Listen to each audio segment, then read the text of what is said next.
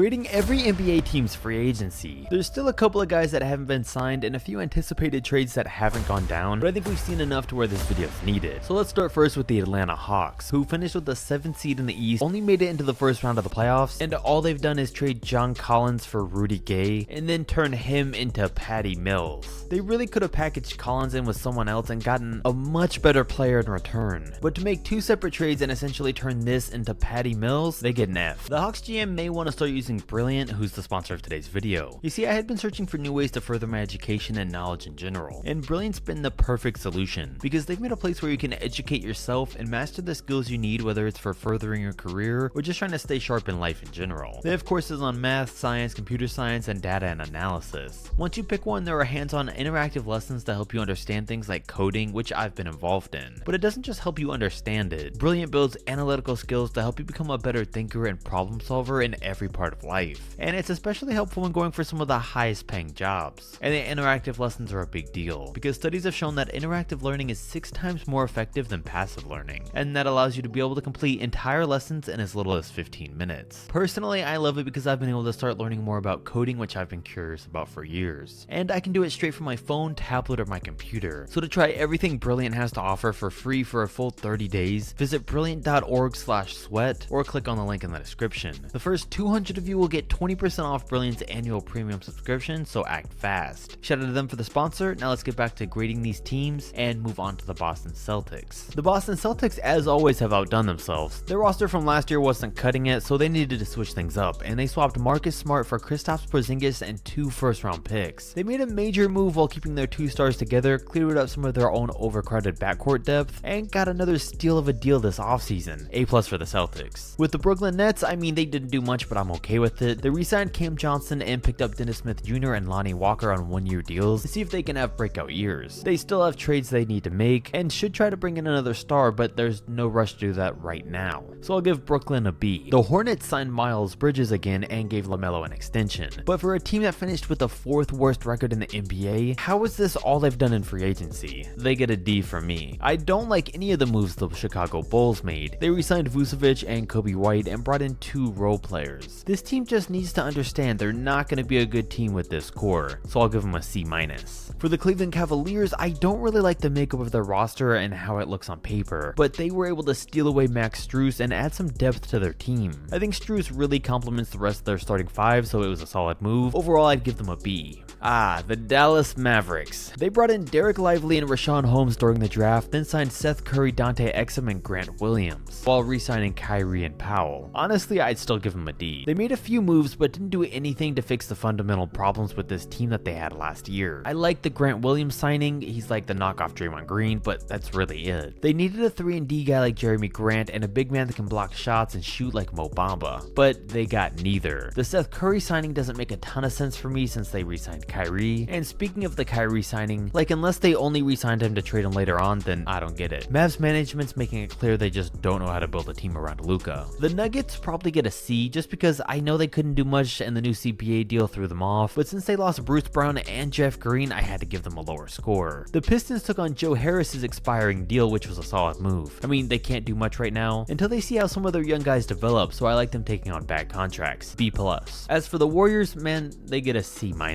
The Jordan Poole for Chris Paul trade is still wild, and they gave up an extra first-round pick just to send away their rising star for a 38-year-old. He'll definitely be a better bench leader than Poole was. I just feel like there could have been some better deals out there. But I wasn't in the front office hearing back all the feedback from the other teams, so I guess I don't know. But it wouldn't be the first time a team's made a terrible trade. They also re-signed Draymond for less than a max deal, which is really solid, but they still didn't get a big man that can shoot or a single player on the roster over 6'9", which is going to continue to be a problem next season. And losing Dante DiVincenzo hurts, but there really wasn't anything they could have done about that. As for the Houston Rockets, they get an F-.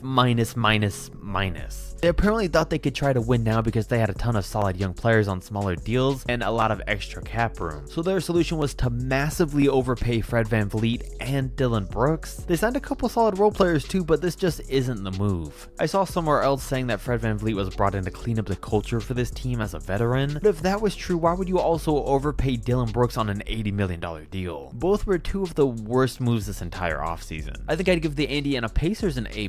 Everyone's saying they overpaid Bruce Brown, but when you have a team as young as they are, to bring in a starter that just played a big role on a championship team, that's more than worth it. Plus, they brought in Obi Toppin for a steal and extended Tyrese. They did everything they were supposed to do and more going into this new season. The LA Clippers probably get a C-.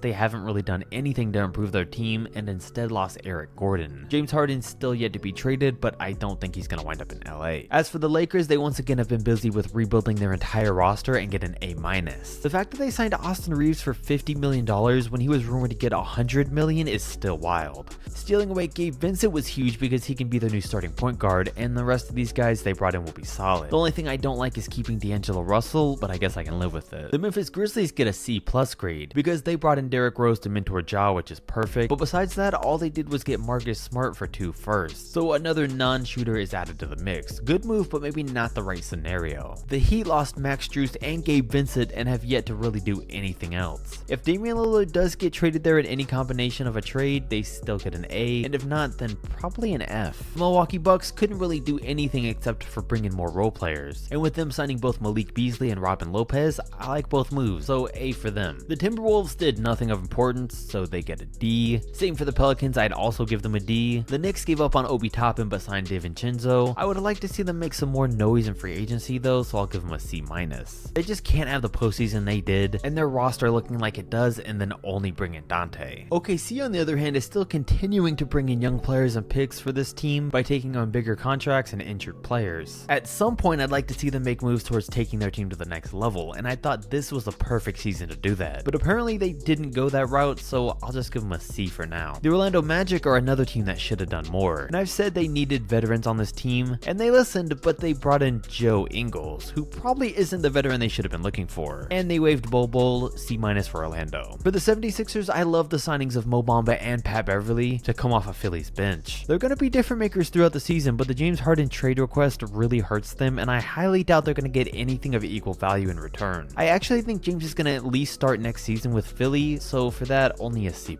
I have mixed reactions on the Phoenix Suns. Chris Paul, 4 firsts and 6 seconds for Bradley Beal. I think they gave up way too much for a 23-point per game scorer, but I will say they've filled the roster out pretty nicely since then, adding some quality role players, but they still currently need a point guard, and I've said in the past they should trade Ayton, but if they don't, he should have a career year playing with 3 dominant scorers. And since I can at least appreciate the Suns fully committing and going all in, I'll give them a B. For the Portland Trailblazers, they waited so long and never traded Lillard, so now they found themselves in a situation where they can only really trade him to the Miami Heat and aren't going to get his true value in return, and that's on them. I do still like the Jeremy Grant signing though, because now they can still trade him down the line. If they were going to keep him as a part of their team, he was probably paid properly, but if they were only going to sign him to use him as a future trade, I think they kind of overpaid him, so they might have trouble finding a deal for him too. Overall, this offseason's been a mess so far for Portland, so I'll give him a D+ right now, but it could be raised seeing how the Lillard situation ends up. The Kings didn't do too much because they didn't need to, but I actually love the signing of the reigning EuroLeague MVP. He's a stretch forward and it was a great gamble for this team to make, so A+ for the Kings. Nobody has really been expecting much from the Spurs because they need to see how Victor plays in the league first, so I'll give him a B+ for now. The Toronto Raptors are apparently doubling down on winning even after losing Fred VanVleet, and while Pascal Siakam's been involved in a lot of trade talks. D- for them going in that direction and for not just breaking this team up, especially when they didn't get any better. The Utah Jazz really do get an A+ for being able to bring in John Collins in exchange for Rudy Gay. His contract's pretty big for his output recently, but they're in no rush to win anything right now, so it was the perfect gamble for this team to try to get him back on the pace he once was. As for the Wizards, the Bradley Beal trade was massive for them. They basically were able to trade him for Jordan Poole, 5 firsts and 6 second-round picks, but the fact that they traded away Porzingis and Boston was the one who got 2 first-round picks, while they basically only got Tyus Jones, is still a little questionable. At the same time though, they did re-sign Kyle Kuzma. Listen, they got 2 great deals and a questionable one, and now have a great potential starting lineup in the first year of a rebuild, so I'd give them a B+.